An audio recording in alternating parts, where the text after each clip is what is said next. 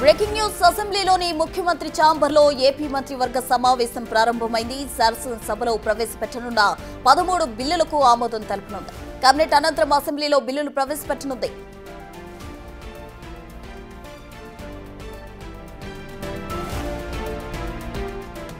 అసెంబ్లీలో ముఖ్యమంత్రి ఛాంబర్లో ఏపీ మంత్రివర్గం సమావేశం ప్రారంభమైంది. అసెంబ్లీలో ప్రవేశపెట్టబోయే 13 బిల్లులకు సంబంధించి కూడా మంత్రివర్గం కేబినెట్ భేటీ సాగుతోంది. శాసనసభలో పెట్టబోయే 13 బిల్లులకు సంబంధించి ఇప్పుడు మంత్రివర్గం కూడా ఆమోదం తెలిపే అవకాశం ఉంది. మరోవైపు కేబినెట్ అనంతరం అసెంబ్లీలో బిల్లులు ప్రవేశపెట్టనుంది ఏపీ ప్రభుత్వం. అయితే దీనికి సంబంధించి ఇప్పటికే కీలక బిల్లులకు సంబంధించి కూడా సమాలోచనలు చేయడం జరిగింది. అటు మంత్రివర్గం ఇప్పుడు ఆ బిల్లులకు సంబంధించి ఆమోదం కూడా తెలుపనుంది. దానికి సంబంధించిన సమావేశం ఇప్పుడు సీఎం చంద్రబాబు క్యాబిన్ లో కొనసాగుతూ ఉంది.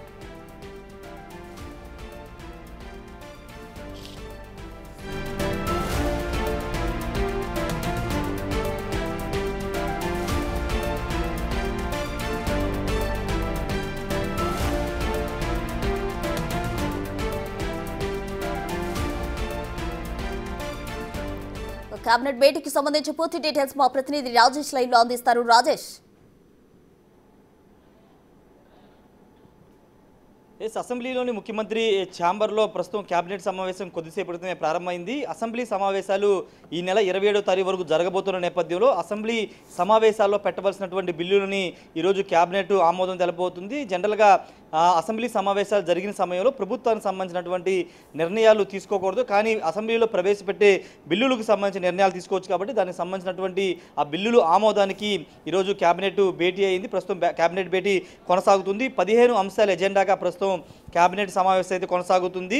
దాంట్లో ప్రధానంగా ఆగస్టు 31లోగా అర్బన్ లోకల్ బాడీలు అర్బన్ డెవలప్మెంట్ అథారిటీకి సంబంధించినటువంటి అంశానికి సంబంధించినటువంటి ప్రతిపాదనకి కేబినెట్ అప్రూవల్ ఇవ్వబోతుంది. వాటితో పాటు నాలా ఫీజుకు సంబంధించి మున్సిపల్ అడ్మినిస్ట్రేషన్ సంబంధించినటువంటి వివిధ చట్టాలను సవరించే దానికి సంబంధించిన బిల్లుకి కేబినెట్ అప్రూవల్ ఇవ్వబోతుంది. వాటితో పాటు గత వైసీపీ ప్రభుత్వ హయాంలో తాడిగడప మున్సిపాలిటీకి వైఎస్ఆర్ పేరు పెట్టారు. వైఎస్ఆర్ తాడిగడప మున్సిపాలిటీగా ప్రస్తుతం ఉంది.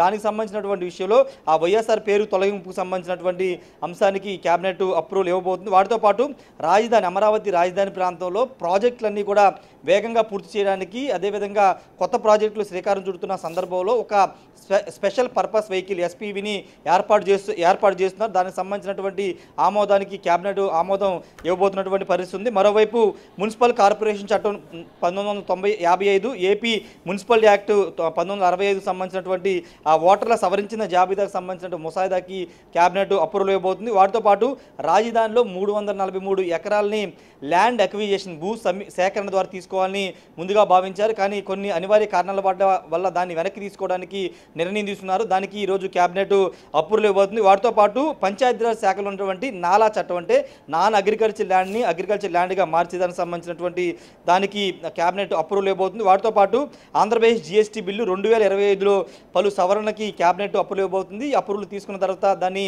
అసెంబ్లీలో ప్రవేశపెట్టబోతున్నారు. వాటితో పాటు దసరా రోజున ఆటో డ్రైవర్లకి, ఆటో ఓనర్స్కి ఇవ్వబోతున్నటువంటి వాహన మిత్ర పథకానికి కేబినెట్ అప్రూవల్ ఇవ్వబోతుంది. ఇప్పటికే ముఖ్యమంత్రి చంద్రబాబు నాయుడు ప్రకటించారు. ఆటో వాళ్ళను కూడా ఆదుకుంటామని చెప్పిన నేపథ్యంలో ప్రతి ఆటో డ్రైవర్కి 15,000 రూపాయలు ఇవ్వాలని నిర్ణయించారు. దానికి సంబంధించినటువంటి ఆ స్కీమ్కి కేబినెట్ అప్రూవల్ ఇవ్వబోతుంది. వాటితో పాటు మరికొన్న బిల్లులు కూడా కేబినెట్ ముందుకు రాబోతున్నాయి. వాటన్నింటినీ కేబినెట్ అప్రూవల్ ఇచ్చి దాన్ని వచ్చే వారంలో, అంటే సోమవారం నుంచి శనివారం వరకు జరిగే అసెంబ్లీ సమావేశాల్లో పెట్టి ఆమోదం తెలుపుతారు. తర్వాత చట్టాలు అయ్యే అవకాశం కనబడుతుంది. ప్రస్తుతానికైతే కేబినెట్ అయితే కొనసాగుతుంది. దాదాపు గంట పాటు కేబినెట్ కొనసాగే అవకాశం ఉంది.